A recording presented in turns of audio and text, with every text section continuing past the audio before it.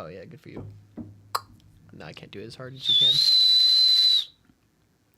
All right, you win.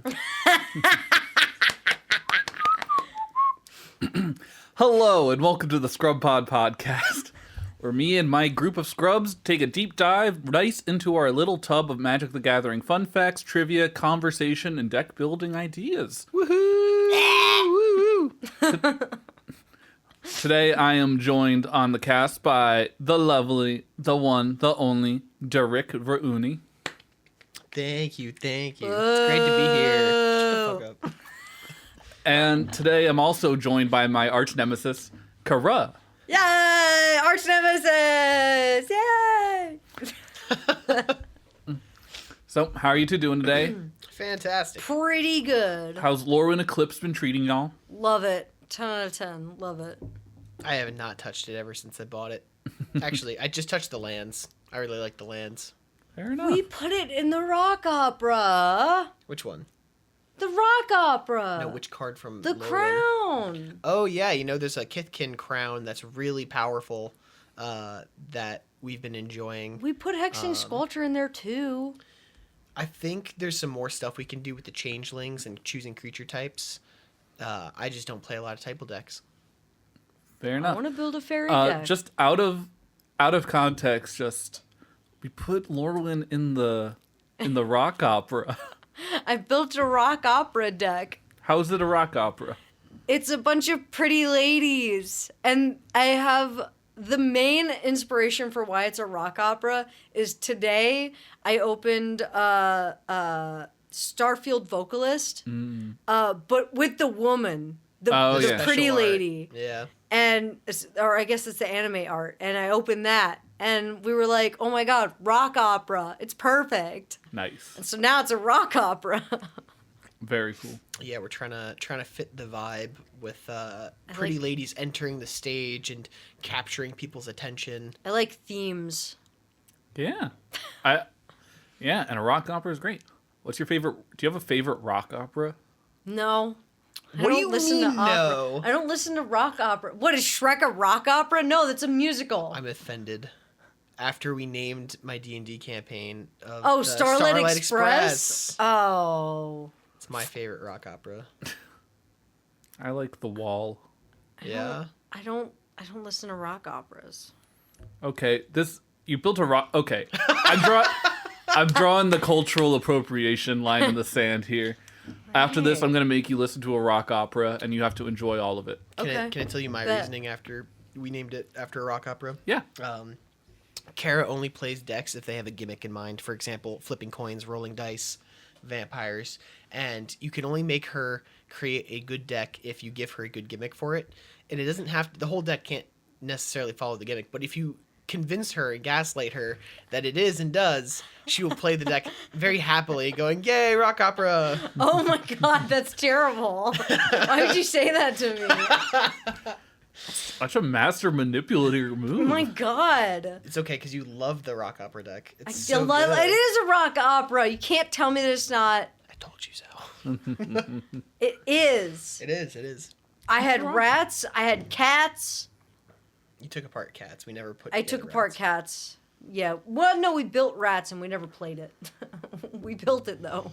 We sure did. We're getting so many rats and Ninja Turtles coming out this week. Oh yeah, a lot of rats. Whole lot of rats. We got a rat master. I heard some of the cards are good Rat in Ninja Turtle, but a lot of them are not good. The cards are good.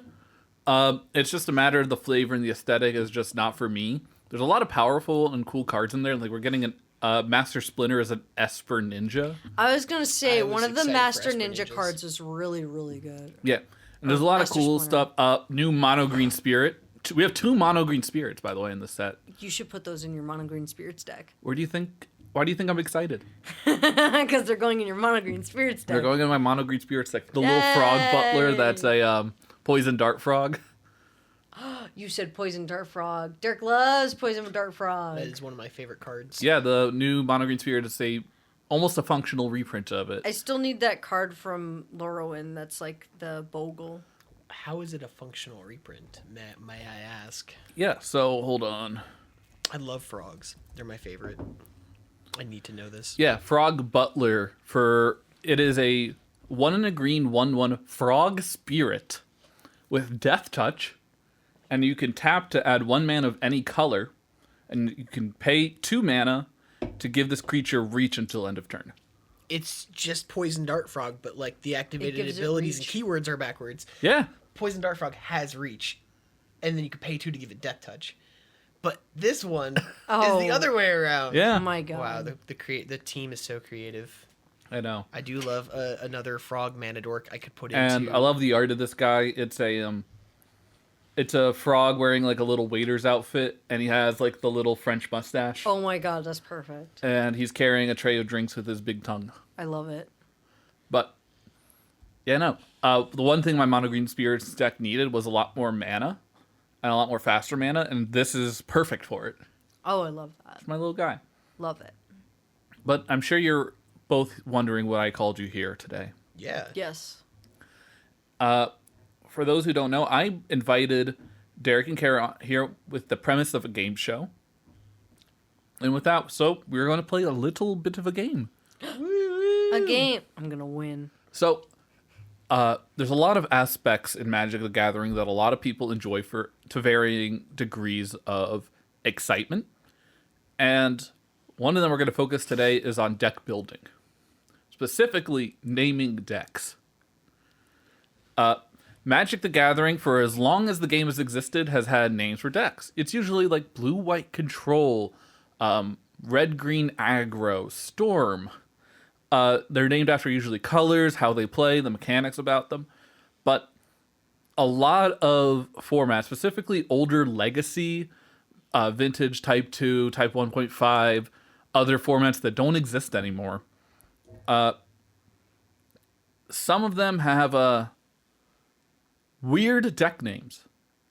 Frankly, they don't make sense. And I have a big list in front of me of just some of the most I tried to find some of like the coolest deck names, some that make sense, some that don't, and we're gonna have a competition where you each are gonna have an opportunity to guess what the deck does.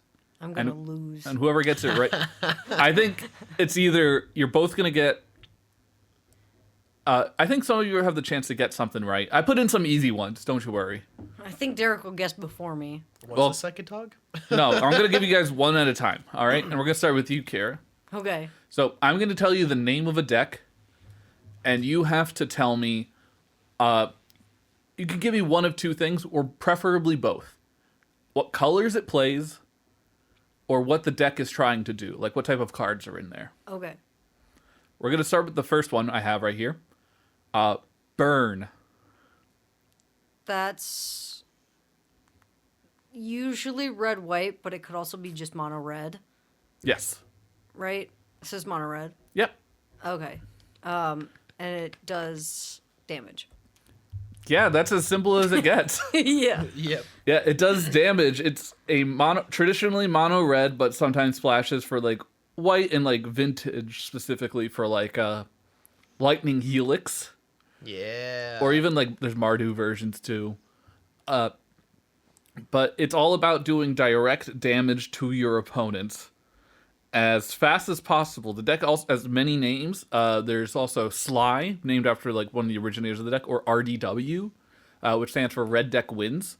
And it's a very mathematical deck where it's designed to be as efficient as possible and try and kill your opponent as fast as possible. A lot of math goes into making the deck, and so being able to just usually you can win around tier 4 consistently across every format. You know, a deck full of 4 lightning bolts, cheap creatures, and even more lightning bolt style effects just gets the job done. Yeah, just skip the middleman of combat and just do damage directly in the face. I love. Just I love do burn enough decks. combat damage to get. Like if you have 2 lightning bolts in hand, your opponent is basically at 6. Yeah, If you have 4 lightning bolts, your opponent's already at 12. So you just need to do 8 damage. so true. All right, Derek, we're gonna move on to the next deck. Ready? Sure. Sneak and Show. Oh, I feel like this is like a unblockable ninjutsu thing. Is this like blue black or blue? I was gonna say like blue-green. All right, you both have one of the colors. Blue. It's blue. But no, it's not. It is a primarily blue-red deck. Oh, okay. The sneak stands for sneak attack, which is a red enchantment where you can pay a red to put a creature into play, and it gains haste until end of turn, and then you sacrifice at the end of turn. And the blue is for show and tell, which is a 3-mana sorcery that each player can put in a creature, land, enchantment, or artifact from their hand onto the battlefield. So the deck wants to have one of those in hand, and then try and cheat in, usually Emrakul the Aeon's Torn. Oh, Jesus. And then swing for 15 with Annihilator 6, or just have a 15/15 on board that your opponent can't really deal with. Sneak and show is scary. Sneak and show. Yeah. So, next we're going to go back to Kara. Scores 1-0. In favor of you, Kara. Kara, we have Flash Hulk. I think this is white-green. And I want to say it uses green creature's ability to like make really big guys, and then have white with the +1/+1 counters. You're like a quarter of the way there. Okay. Derek, you want to take a guess? Flash Hulk uses a spell. I can't remember what Hulk it is, but I remember you tutor for it, and then you can drop 3 creatures from your hand onto the battlefield and like loop infinitely somehow with that, right? Yeah, very close. A lot closer, so I'm going to give you the point for that one. Woohoo! Damn. Flash Hulk combines 2 cards, Flash and Protean Hulk. Yeah. Flash is a instant for 1 and a blue. You can put a creature from your hand onto the battlefield, but then you have to pay mana cost equal to the difference between Flash and that creature. And you use it to put in Protean Hulk, which you're never going to pay the difference. Keep Protean Hulk around. Because when Protean Hulk dies, you search your library for any number of creatures with total power 6. Yeah. And you could just put in, like, as soon as Hulk dies, you can set up infinite loops to deal infinite damage, create infinite 1/1s, create as many, like, infinite redundant ways to win the game as much. Very famous Legacy deck, got banned in Legacy. It's only legal in Vintage, and even then it's very rarely played in Vintage. Flash is banned in Commander. Tragic. Because it did very similar things. Yeah. But what was the color? Flash is blue, Protean Hulk is green. Damn. But then it would also splash, like, it was also technically like a 5-color toolbox. Because you also wanted, like, Squee and Swords to Plowshares and Karmic Guides. Yeah, I remember learning about this from your PowerPoint Yeah. that you did, and I was very intrigued. Yeah, I did a PowerPoint night a few years ago where my presentation was on the Canadian Highlander meta decks at the time and what albums they listened to. I don't remember what albums Flash Hulk listened to, but I remember that Scapeshift Turns was all Jimmy Buffett. That's the only one I remember. But that's 1 point to Derek, 1 point to Kara. All right. To keep with Spirit of Fairness, Derek, we're going to start with you with the next deck. You ready? Yep. Nick Fit. Oh, I feel like this is some kind of nickel bolus nonsense.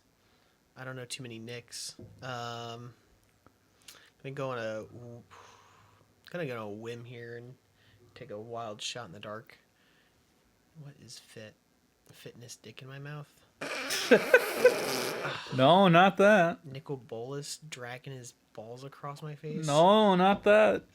It's gonna be Nicol Bolas control style deck. That is not correct. Woohoo! What colors do you think? I'm sticking with blue, black, red. Not correct. All right. Kara. Okay, can you say it one more time? Nick Fit. I want to say blue black, and I want to say it does. I don't know what it would do. Wild guess. It like plays like a black spell and allows you to use blue spells to buff the black spells. That was closer than Derek, so I'm going to give you the point. for that. Okay. Yeah. Oh, nice.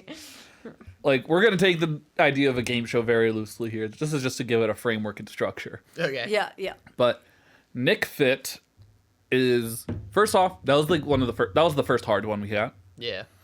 And Nick Fit was based around the synergy between two cards. The first one is Veteran Explorer, which is for 1 green. When it dies, each player may search their library for up to 2 basic land cards and put them onto the battlefield. So is that Nick? Sort of. And then the second part of the synergy is Cabal Therapy, which is a hand attack spell that says with flash that for 1 black you can name a card, and if the opponent reveals their hand, and if they have the name card, they discard all copies of it in their hand. And then it has flashback, sacrifice a creature. So you can sacrifice Veteran Explorer, get 2 basic lands to flashback Cabal Therapist, and that was the there's a little bit of a synergy in Legacy, because at the time, Legacy players' mana bases are very greedy. It's a lot of OG dual lands and fetch lands. Very rarely do they have 2 basic lands. Mm-hmm. And so this deck took advantage of you having more basic lands than your opponent, and then just being able to cast more spells, double spell, cast higher mana value spells. And the synergy between them, the deck creator thought it was a nice fit. However, he misspelled nice. Oh. And it was N-I-C, fit. Nick Fit. Nick Nice. Fit. Well, that's the urban legend, at least. Oh, okay. Uh-oh. Nick Fit has also been claimed to be Nick Fit is also the name of a Sonic Youth song that the creator of the deck was said to have been listening to at the time of like posting about it and writing about it. But I choose to believe the Nick Nice Fit typo. Yeah. All right. That's cool. It's got lore. Definitely. It's got lore. Yeah, the thing we're going to notice about a lot of these decks coming up is that they're going to feel a little less simple, and the names are going to be a little bit more convoluted. Okay. But I love it. Next up, Kara. Okay. You have Death and Taxes. Oh my god. It's black white, and you play like graveyard recursion spells, and then you use the white spells to force people to pay 1 to like draw stuff and stop you from doing things. Kinda. I'm going to give you that. I feel like that was very close. Yeah. It was traditionally mono white. It was only very recently white black. And you mentioned the part of taxes of like cards like Thalia, which makes it so that way it's harder for There's the Esper Sentinel. Esper Sentinel, all of these like cards that tax your opponent and are also small efficient threats on their own, hence the death. And it was only mono white until the release of Orcish Bowmasters, Yeah. which is probably one of the best cards of all time. But yeah, Death and Taxes, very easy deck. Another theory as to why it's called Death and Taxes, it was traditionally another name for Death and Taxes is White Weenie. White meanie. White Weenie. And there was always a joke that at every tournament you go to, there's always just going to be someone playing White Weenie. Since the only things that are eternal are Death, Taxes, and someone playing White Weenie. Nice. White weenie. So, with that, it is Kara 3, Derek 1. Derek, you ready? Yes. The deck name is Cheerios. I love Cheerios. Oh man. Oats. Oats. Okay, horse. Brother, may I have some oats? No, you cannot. No, brother. The tall stableman has thrown the oats to me. I'm gonna say this is a Selesnya vibe off the top of my head. What would Cheerios do to win? Bowl, then Cheerios, then milk. Right? And then when you want another bowl of Cheerios, you pour in the Cheerios. I'm so glad you're a milk last kind of guy. Yeah. This is a +1/+1 counter Selesnya combo deck. You're right about one color and that it's a combo deck. Green combo. But I'm not going to say anything else No. because I'm going to give Kara a chance to steal. Yay, Cheerios. Okay. What did you say? Blue white? No, you didn't hear me. You said blue white? Sure. That's what Selesnya sounds like. It sounds like blue white. It's not. It's You're- not. You're close, but it's not. I don't know. I want to say blue white then. I'm going to go with blue white and I'm going to say that it is definitely it could be infinite +1/+1 counters. However, I think that it is a lot of like soldier tokens and then blue protection. All right, you are both wrong. No points. Cheerios is a white combo deck primarily, Okay. but with a lot of colorless spells. The goal of the deck is to play a card like Saram, Senior Artificer, or Pure Steel Paladin, which are both whenever you cast an equipment, you draw a card. And the deck plays a lot of equipment with a mana cost of 0. And if you're not familiar with 0, Oh, it I've is a seen this. circle. It looks like a Cheerio. It looks like a Cheerio. I've actually watched footage of this now that you've explained it to me, where they play Saram and then they just play as many 0 artifacts as they can to like dig through their deck. They dig through their deck, and the deck also wins with like Grape Shot and like just storm cards. Yeah, that's fucked. But a theme, and this is going to be a hint for the rest of the game, by the way. A lot of decks, specifically combo decks, were named after breakfast foods. Okay. Thank you for the heads up. Toaster strudel. Which, it was like a joke in the community for years. I don't even know exactly why, but Death, taxes, Cheerios. Death, Taxes, Cheerios, Nick Fit, Flash Hulk. All right, Kara. Speaking of combo decks that are about breakfast food, named after breakfast foods. You ready? Yeah. Oops, all spells. It's a bunch of it's like a mono blue all like sorceries and instants. No. Derek? I've heard of this before. Derek's gonna get this. Oops, all spells. That's got to be just like a cantrip, like storm off deck where you're just casting a ton of low mana, like pinging here and there, like a storm type deck. Yes, but what color? What color? What color? Worse. What color ores? I'm gonna say red. All right, I'm going to give this to neither of you Fair enough. because you both it is a deck. You both got the idea of yes, it is all spells. As in the title. As in the title, but that's kind of all it is. The deck plays no lands, and there's a card called Balustrade Spy, which says when it enters the battlefield, target opponent mills cards until they mill a land. This is a black deck. It's mono black. It's a black deck, yeah. I was gonna give it to Derek if he said black, Damn. but Yeah. But with Balustrade Spy, you target yourself, you mill your whole library, which consists of Narcomoebas, which says when it is milled over, you put it onto the battlefield. And then in your graveyard, you also have Dread Return, which is return a creature to the battlefield, sacrifice 3 creatures, you do it again. Oh, or it's yeah. flashback. And what creature do you return? That's right. Thassa's Oracle. Thassa's Oracle. Thoracle, love Thoracle. I have Back- a Thoracle now. Back in the YouTuber Ristic Studies made a very good video about this history of this deck.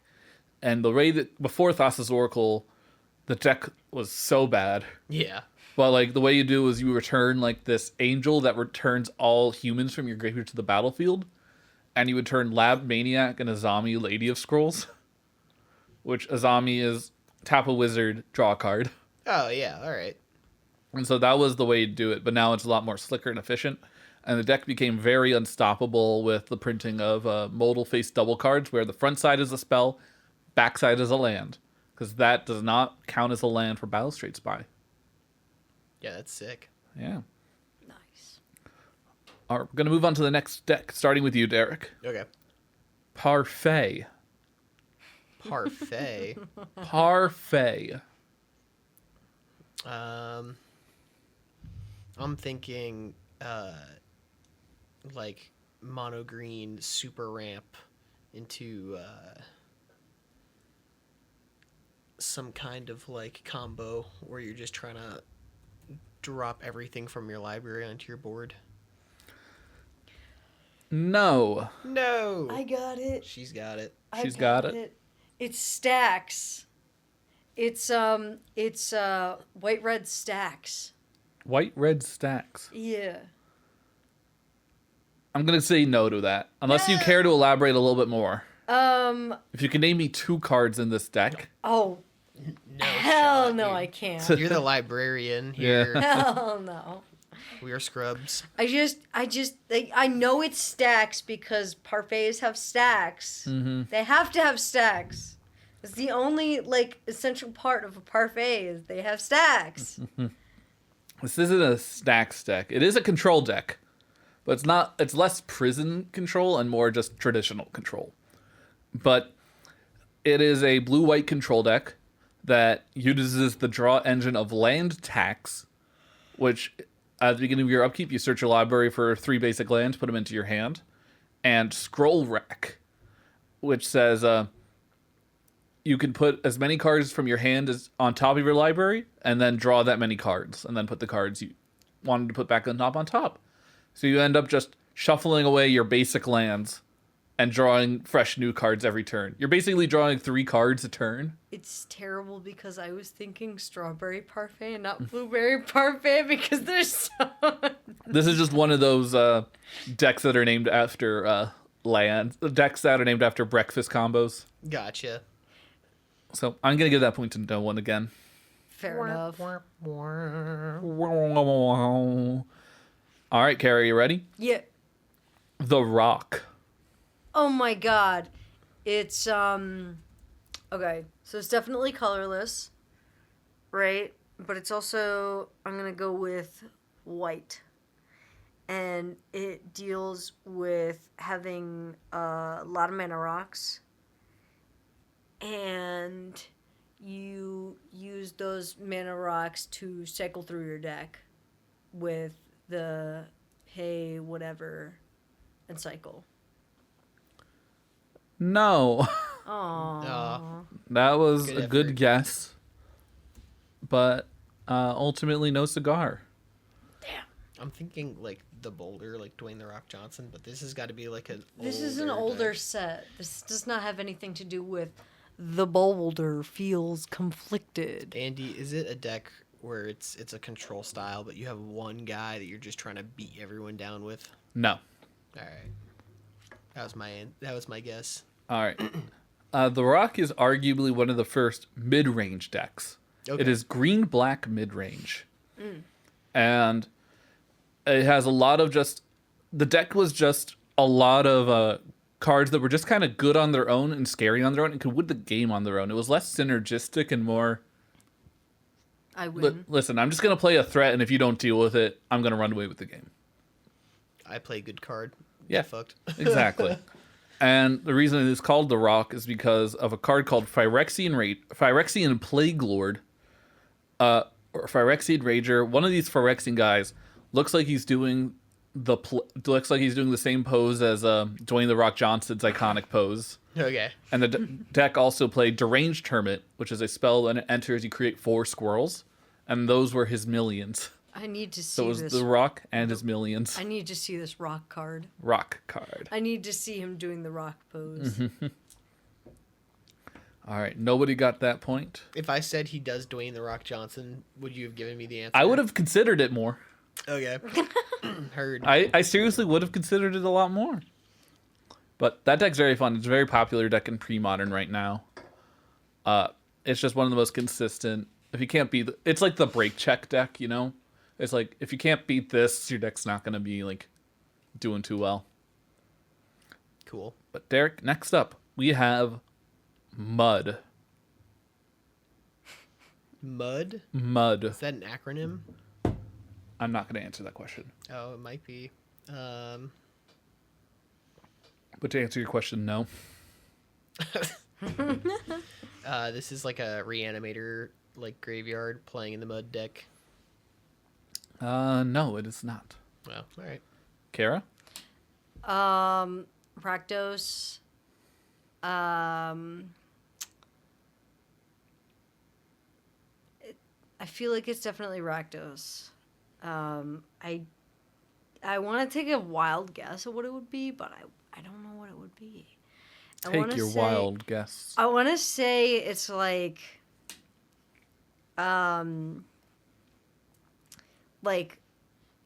almost spell slinging, like how like monkeys sling mud at each other. That's not mud. They're slinging.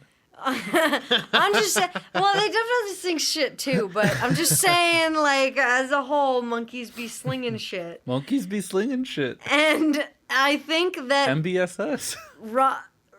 Red slings a lot. They sling a lot. They love slinging. So, and I think that black is a good combo. So Rakdos slinging. Okay, that's a very good guess. However, both of you are incorrect. Yay! Honestly, your guess for last round was very accurate. What was my guess for last round? All artifacts. All artifacts for mud? Yes, because before 8th edition, so back before 2003, artifacts were printed not with like a silver frame, but printed with a brown frame.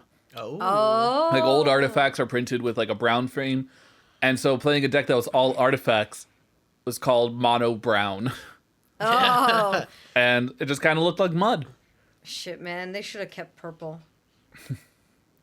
Purple with caves. Purple with caves. But no, we got our mono brown. We got our mud. All right, Kara. Your next combo is Stone Blade. Ooh. Ooh, I think I know what this is. Oh, shit. What's an aggressive card?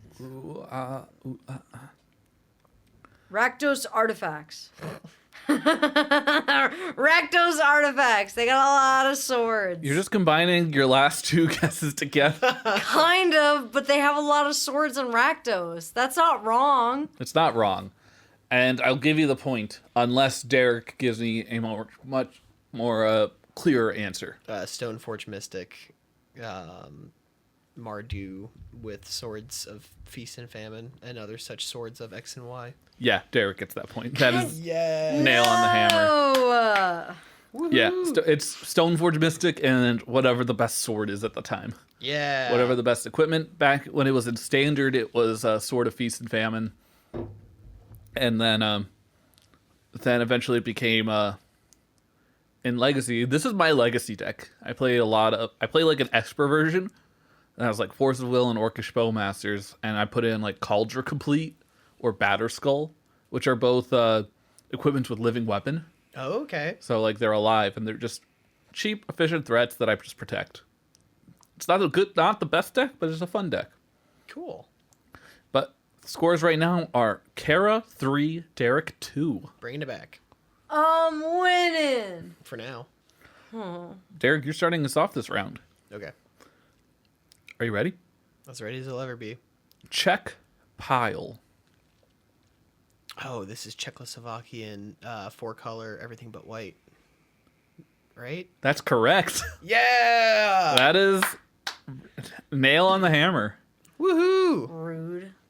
I was building a deck that was everything but white, and I was like, man, this is so hard to build. There's no order to it. Yeah. Do you know why it's called check pile?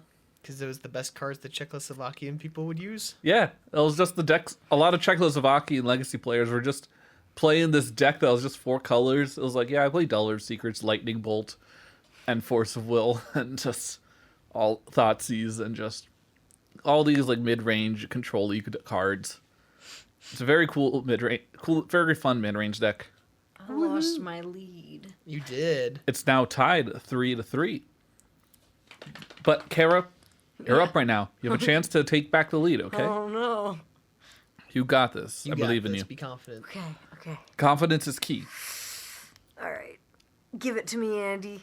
Full English breakfast. Oh, shit. Full English breakfast. Full English breakfast. Full English breakfast. I've heard you talk about this before. This is my favorite deck in pre-modern. That's the crappiest part. I've heard you talk about this I before, love this deck so much. and I can't remember. This is so heartbreaking. I know. It definitely has white in it. That silence was deafening. I really was. Oh, This is such a cool deck. I love I this deck so know much. you talk about it so much. You talk about it so much. It is. Oh, please tell me it's stacks. Is that your final answer? It's stacks. No. No. Derek. Full English breakfast is a combo deck that requires. What the fuck is it? I'm lagging so hard. I feel like I'm personally offending you, Andy. This one might be the toughest one, just not knowing the cards right off the bat. I think this is the hardest one. So. Yeah, I don't know what cards it plays with, which is killing me. But I do think it's a combo deck that. Man, I can't say anything specific about it that isn't just like a generic thing. It's just crappy because you talk about it all the time, and I just can't remember. Is it pre-modern, you said? It's pre-modern, but it was also in like OG standard, OG legacy, type 1.5, type 2. Type 1, debatably? Who knows? I don't know types. Full English breakfast is it artifact deck? No, it's got to be enchantments. I don't know. It's a combo deck. It's a combo deck, but I'm going to say no points for anyone on that one. Valid. People both got it right about it being a combo because it has breakfast in the name. But it uses a card called Volrath Shapeshifter, which is a creature that becomes the top creature card in your graveyard. And Survival of the Fittest, which is a card where you can discard a creature card to go search your library for a creature. So the synergy works with just, you have a Volrath Shapeshifter, you discard a card to go find another creature. Volrath Shapeshifter is now that card you just discarded. Sometimes it's a Phyrexian Devourer, so you can mill your whole library, put +1/+1 counters on it, then turn it into a Triskelion and just ping your opponents to death. Do I get half a point for knowing that you talked about it a lot? No. No. I have to give everyone in the world half a point. No. Everybody in the world deserves half a point. Not in my game. No. But Derek, we're back to you. Okay. And it's called Full English Breakfast because it was made by a British guy, and it just kind of has a lot of things in it.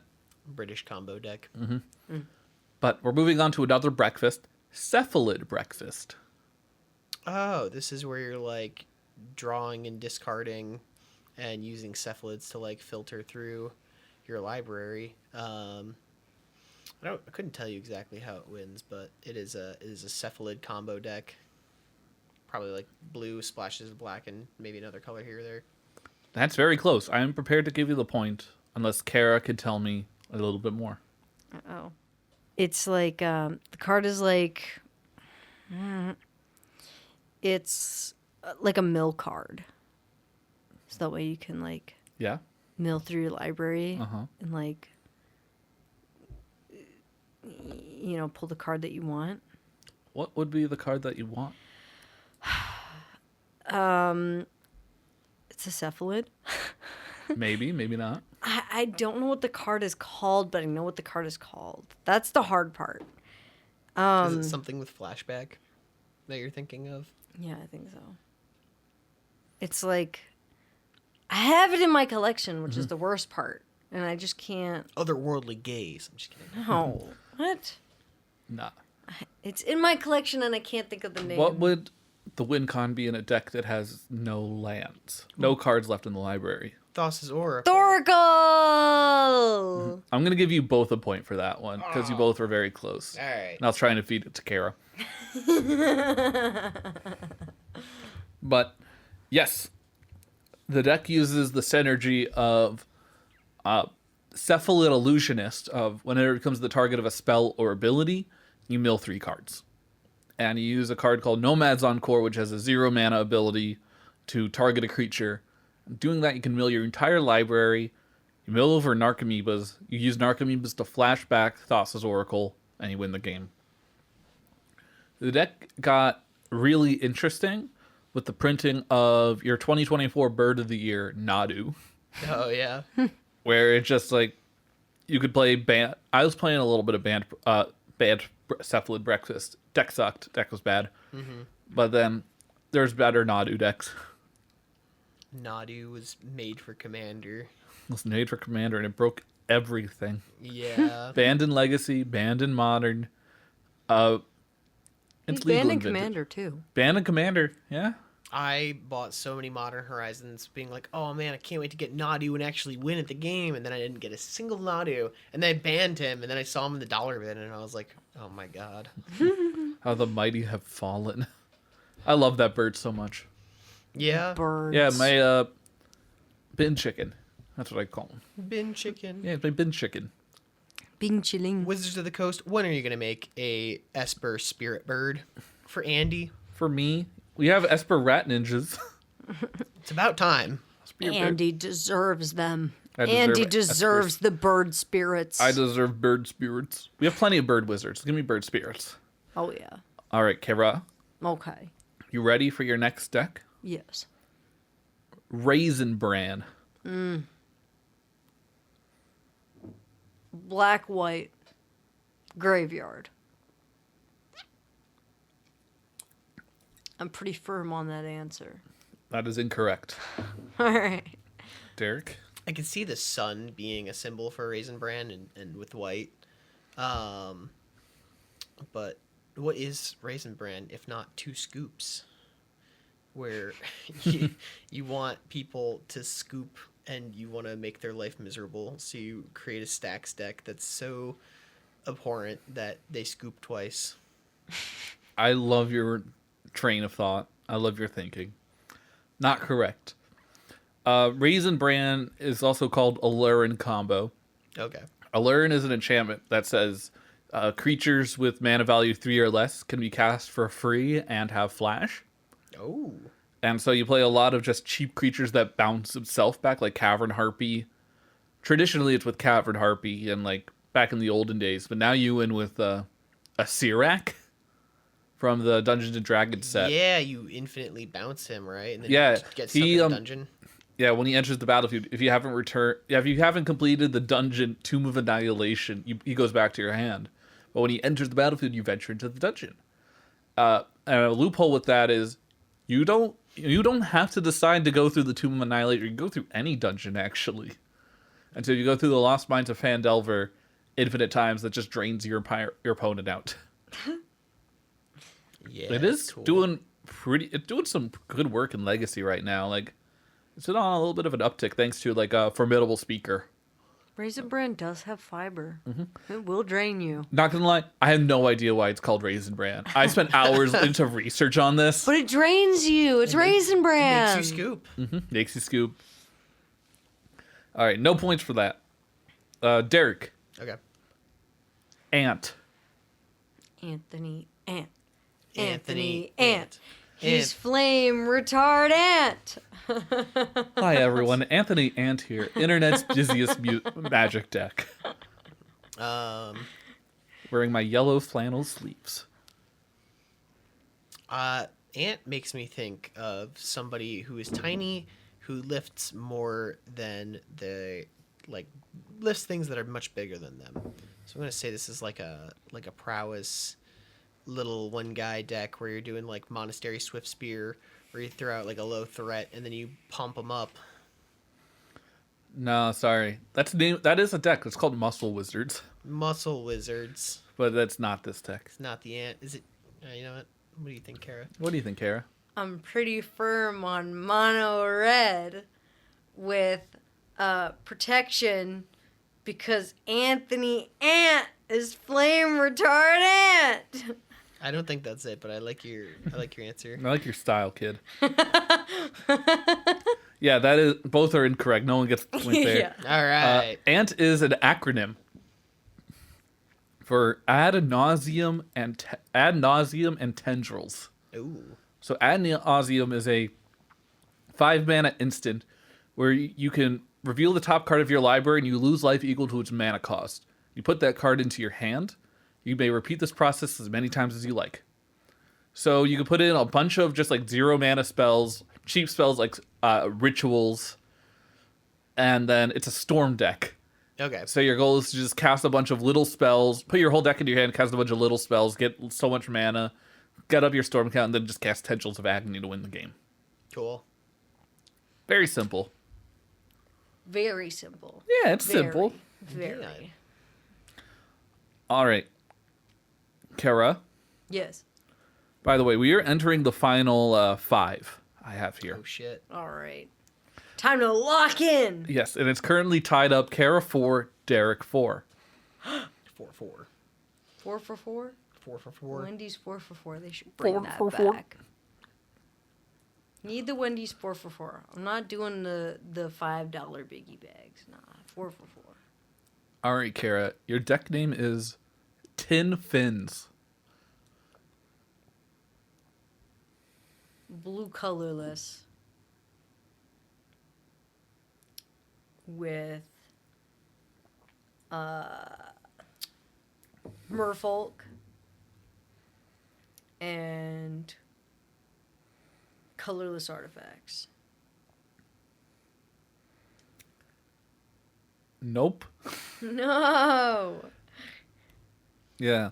This deck is Oh. I'm sure you all notice how very inconsistent how indicative deck names are. Yeah. So is this like a 2-card combo with Finale of Devastation as the Fin? What's Tin? No. Maybe. Well, it wouldn't be. Is it a commander deck or is No. it? Yeah, these are like Modern Legacy. Modern standard. Legacy, Timna but could be in yeah, Timna is legal in Legacy. Oh, that's cool. Yeah. And that makes sense for Legacy. Yeah, I want to say this is a 2-card infinite combo, or like a big pump spell. Oh my god. I want to take back my answer. Anything that combos with a tin can. It makes sense. It's tin. It does, but no. No. No Finale of Devastation. No Finale of Devastation. No to everything everyone just said. We're staying at 4-4. So Tin Fins is a deck that it's a Reanimator deck, Oh, I love Reanimator. but it's designed to be it's trying to be as fast as possible. Reanimator. It's like a pseudo Reanimator Storm, where the goal is to put in like a big creature like Grizzlebrand, which is 8 mana, 7/7 with lifelink, and you can pay 7 life, draw 7 cards. And then bring them back with a card like Shallow Grave, which gives them haste until end of turn, and you just swing and you just end up drawing like 21 cards that turn. I have too many Gristlebrand's for the way that I don't play him. 'Cause Well, he's I banned only in play Commander. That's what I'm saying. And you only need one in a like. I have like 4. Yeah. But the deck the deck is called Tin Fins, and this took a while for me to figure it out. But there was an old Adult Swim show called C Lab 2021, I believe. Mm-hmm. And in the show, there's a commercial for like a neighborhood restaurant called Grizzlebees. Oh. And in that, they also advertise a movie, like a fake movie trailer for like a robot shark called Tin Fins. Makes So sense. it is just this obscure Adult Swim. I can't Right. believe 2021 is old now. Yeah. We're Holy old. shit. We're old as shit. That's 5 years ago. People call me Unk. My coworkers call me Unk. The kids these days, they call me Unk. Yeah. Yeah, it's true. I was watching some like middle schoolers play Dungeons and Dragons at work today. Oh no! That's awesome. And they're just like, come on, can we roll for Aura? Please let us roll for Aura. Dude, the amount that my bonus brother's check. on the skibbity toilet. Oh, I miss those so days. bad. It's so bad. I miss my brain rot days. He's on skibbity toilet and Mr. Beast. You know, not gonna lie, it was better. That's probably healthier than like Filthy Frank No, definitely. and definitely. like iDubbbz. Yeah, for sure. Yeah. Leafy was here. No thanks. That was aggressive. Derek, I believe you're up right now. All right. Your deck is Fruity Pebbles. More cereal. This makes me think of toucans, which makes me think of birds, which makes me think of Azorius. I'm gonna go with one of my previous answers. This is like an Azorius protection deck where you're beating somebody down with one little guy. Nope. All That's right. incorrect. Kara, Fruity Pebbles. All 5 colors. And they are mana rocks. No. I feel like you might have been closer with all. A little all bit closer, colors. but it's still not enough to like. Get the point. Listen, Yeah. if Derek fired his gun at a 90-degree angle from the target, you fired at a 45-degree angle. It is a red-white combo deck with big splashes or artifacts. It's a card called Enduring Renewal that says you play with your hand revealed, and if you would draw a creature, you put it into your graveyard. But whenever a creature you control dies, you return it to your hand. Whoa. So the deck plays that and Goblin Bombardment, Okay. 2-mana enchantment, sack a creature, ping someone for 1 damage, and any 0-mana creature. Which in this case is like Ornithopter or Memnite. And you just play a 0-mana creature, sacrifice it to Goblin Bombardment, ping your opponent for 1. That creature goes back to your hand. You play it again. Just go infinite with that. Cool. Yeah. I'm building, I'm still working on it, a deck deck in pre-modern. I'm building a Goblins version of it Okay. that seeks to either plan A is Enduring Renewal and play like Skirk Prospector, which is sack a goblin, make a red, so it pays for itself. Oh yeah. Or Goblin Sharpshooter as well. But also on top of that, it's also plan B is just like, okay, I'm just going to swing my goblins at you and win that way. Yep. All right, Kara. Yeah. Final 3. All right. Here we go. Lock in. Bomberman. I want to say it's similar to Burn. I'm gonna say red green, however, and it's definitely like damage stacking and like planting stuff, because like you have harmless offering, right? So you can like give somebody a bomb and they just be like, No. But that is a deck that's not on the list. oh, There is a deck like that called Tricks. Where there's a card called Illusions of Grandeur, where when it enters the battlefield, you gain 20 life, and when it leaves the battlefield, its controller loses 20 life. So you donate that card to your opponent, and then you bounce it back to your hand, love and it, your opponent just loses 20 life. love it. But Derek, Bomberman. I'm thinking this is like a board wipe deck where you have protection, so you just blow everything up and then swing in for lethal. No, All right. that's not the case at all, actually. Then what is the bomb? Who's the man So- behind them? Me, The man I'm is- the man. This is a deck combo I play a lot, especially in Commander too. The man is Ariok Salvagers, a 4-mana creature. Excuse me. A 4-mana creature with the ability of pay 1 and a white to return an artifact card with a converted mana cost 1 or less from your graveyard to your hand. And you know what's an artifact that costs 1 or less? Soul Ring. Black Lotus. Oh. Black Lotus or Lion's Eye Diamond, where you crack it for 3 white, use 2 of it to get it back, and if you notice, you gained 1 white mana. And then you do that again, and you have infinite mana. Cool. I play it in Master of Keys, Yeah. All right. because it just generates you infinite mana, and it's fun, and you don't have to pay 4 for RX Salvagers. You just bring them back with Animate Dead. Wait, then he's the man, and that bomb is the rock. Yeah, the bomb's your deck. Oh, all right. Yeah. But, got 2 more, but I feel like we might be getting into a tiebreaker. Yeah, it might have to be like a lightning round. Don't worry, I have a tiebreaker procedure. We're good. Okay. All right, Derek. Your deck is Dead Guy Ale. Dead guy ale. Dead Guy Ale. This is like a mass reanimation brew, where you're dumping everything into your yard, and then you're doing your guys into sacking them into Thoracle win, but you're enabling it differently with some zombies. No. All right. It's not correct. Kara. 1 word. Birthing pod. Can you elaborate on that? Yeah, so you get so this is a black green deck, and you kill a bunch of your guys, and then you use recursion and birthing pod. Nope, you're both incorrect. Yay! Dead Guy Ale is another pre-modern deck that was also originally a Type 1 deck. This is black-white mid-range. Okay.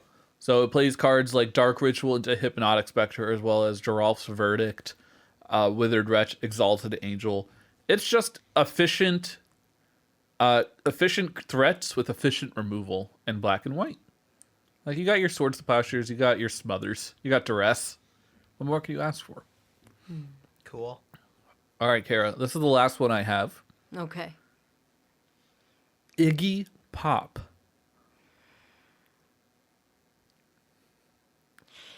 This feels like it's really easy, but it's really hard. I hate being put on the spot for things. I To know also on the feel like last question. I also feel like you've talked about this one a lot too. It's a fun deck. Yeah. I want to say it's red blue because it's really close to Is It. And I want to say it's red blue beatdown. Please say it isn't. Please say it isn't. It is not. No! Hey! Derek? Do you know what It's this is? It's a creature combo deck. No, you know what this is! I have no idea what this is. Izzy Pop is a creature combo deck that recurs creatures to make infinite mana. No, that's just last answers. That's the last question's answer. No, it's 2 questions ago. Yeah. Both of you are wrong. Yay! No. Tiebreaker. We're going to go to round. tiebreakers. Iggy Pop is a storm deck Oh, so that you're uses close the to card ideas. Ill-Gotten Gains, IGG, Iggy. Iggy Pop, to accrue infinite combos. You can pay 2 and 2 black for sorcery, exile it. Each player discards his or her hand, then returns up to 3 cards from his or her graveyard to their hand. Mm-hmm. Notably, it doesn't need to be the cards you discard, so you can return back Lion's Eye Diamonds and Storm cards, rituals, whatever you need to keep flooding through your deck. Cool. All right, we're going to move on to a tiebreaker round. Dun dun dun dun. Do-do-do-do, I am currently on MTGtop8.com, a website that is just kind of shows stock lists of the most popular decks at the current moment, tournament winning decks, and it tells you this is where I got a lot of the names from. Okay. So you get to pick the format we're going to choose these tiebreakers from. It's going to be a winner take all, first person to get it right. Legacy, pre-modern, or vintage? Pre-modern. I was gonna say modern. Pre-modern it is. We're going to start off with Kara was the last one to go, so Derek, I'm going to start off with you. Okay. If you get this right, I'll let you know. Okay. and then I'll give Kara a different one. If Kara gets that right, we'll go again. Okay. But if you get this wrong and Kara gets it right, Kara wins. Yeah, because I did the last question. Yeah. Okay. Yeah. All right, Derek, you ready? Sure. Machine Head. Machine Head. This is an artifact combo deck where you're just putting as many artifacts as you can and then sacrificing them to shoot people in the face. That is not correct. Okay. Kara? One more time. Machine Head. Okay. This is a mill deck with Mind Crank. I'm sorry, that's not correct either. Machine Head is black-red aggro with like a discard theme where you're trying to get your opponents to like have no cards in hand. Have I played this with you? It's in pre-modern deck. I played it a lot in pre-modern. All right. Kara, you're starting us off this time. Okay. Broccoli soup. Green blue treants. That's incorrect. Derek? This is I kind of like where you're going with this, but I want to say this is a Simic creature combo birthing pod. That is also incorrect. Okay. Broccoli soup is black-green aggro. Oh. Weird. All right, next. We're going to start off with you, Derek. The Solution. The Solution? The Solution. This feels like a red deck wins kind of like deck where it's been mathematically solved. This has got to be like a very intense aggro deck. No. Okay. Kara? Blue sorcery card draw, like almost like you're milling yourself to dig through your deck to play specific spells. You're playing solve the equation. Yeah. That's the solution. Yeah, with blue. Yeah. That is incorrect. You both got one of the colors right. It is a red deck, it is a blue deck, but also has white in it. Mm-hmm. It is just the best blue, white, and red cards. It is Meddling Mage, Lightning Angel, Swords to Plowshares, Lightning Bolt, and Counterspell, all in one deck. Cool. All right, next. Stifle Knot. Kara, we'll start with you. Or did we already start with No, we didn't. It was Derek's. Machine Head, Broccoli? Yeah. Yep. Yeah. We'll go with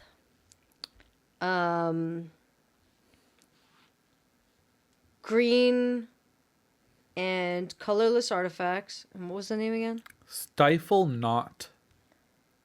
Green and colorless artifacts. Stacks. I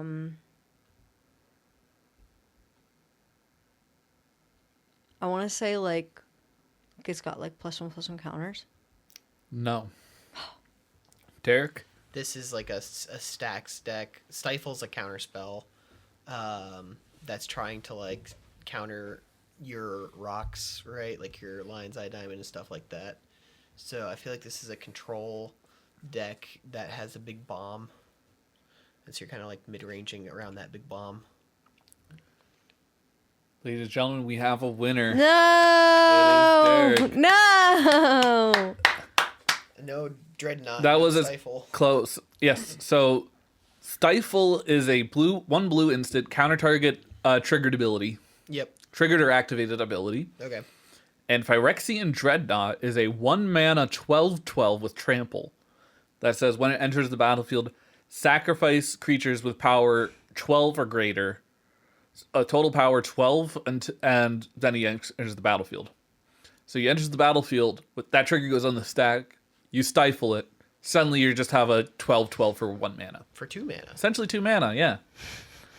And it's a blue control deck that is, as you said, kind of mid-ranging and bouncing around it, but playing hard control for the rest of it. That's a good wrap on our little game. No. Congratulations, Kara and Derek. Hard fought, going into quadruple overtime. Yeah. Yeah. Damn. That's still worthwhile. That's still something to be proud about. Do you guys have any favorite deck names that you guys know in the wild? I can't think of any.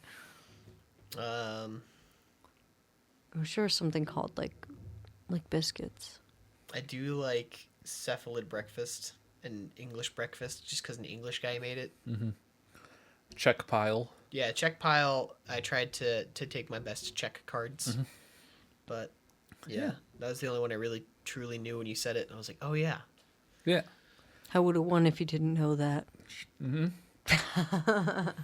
would have won if Derek didn't know a lot of cards. Yeah.